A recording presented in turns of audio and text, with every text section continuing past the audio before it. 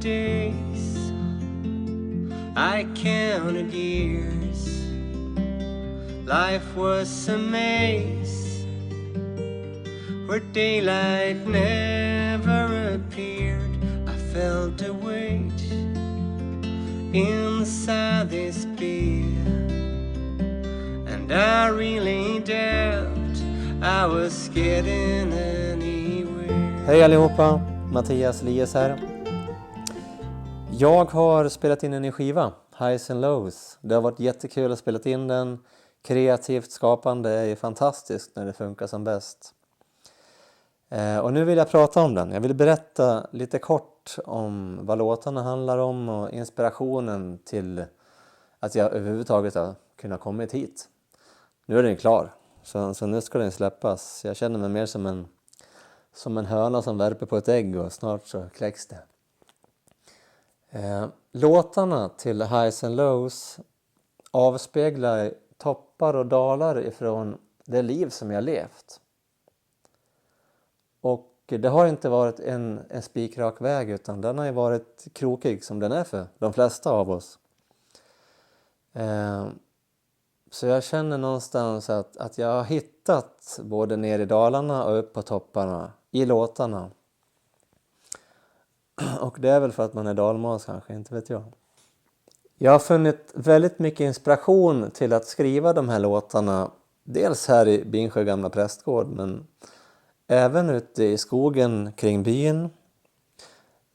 Jag bor ju annars i Falun liksom. Jag är ju ute i de skogarna och går. Och det händer ju någonting när jag rör mig i skog och mark. Det är som att mitt sinne öppnas upp och en annan del av hjärnan börjar fungera. Och jag tänker annorlunda. Och mycket av låtarna på nya skivan har blivit präglade av det här just.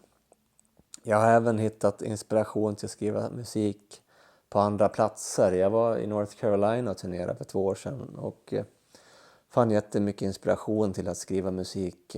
Så en del av de här låtarna har ju mycket av den här bluegrass eller country-energin med det. Den nordamerikanska folkmusiken är ju någonting som ligger mig väldigt varmt om hjärtat. Precis som svensk folkmusik.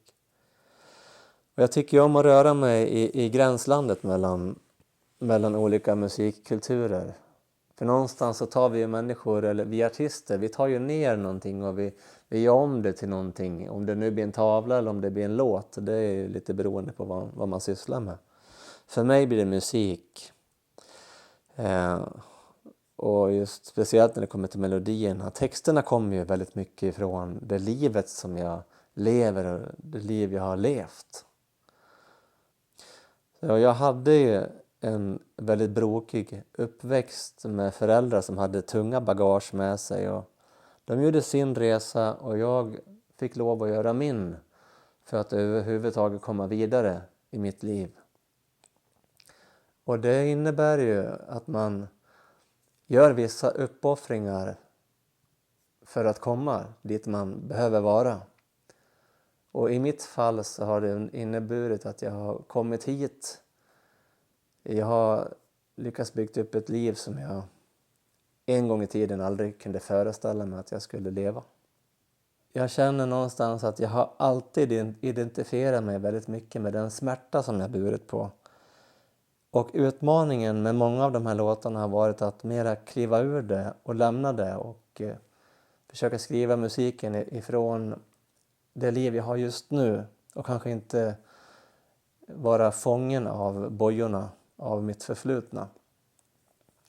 För jag tror väldigt mycket att det är det som livet handlar om. Det är liksom att lämna gamla skeden och finna nya vägar.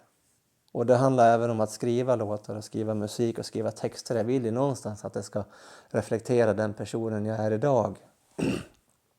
Det skulle bli jäkligt jobbigt om jag bara skrev musik utifrån ett skede i mitt liv och låtsades som att det aldrig hade förändrats när det har gjort det.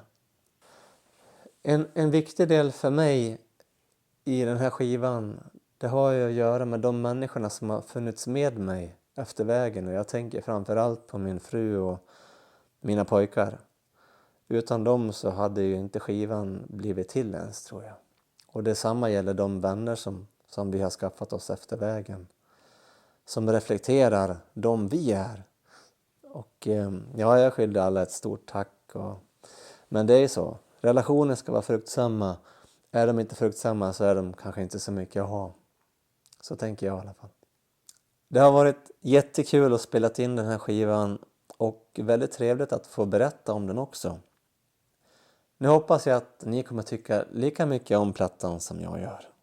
Tack! In the maze of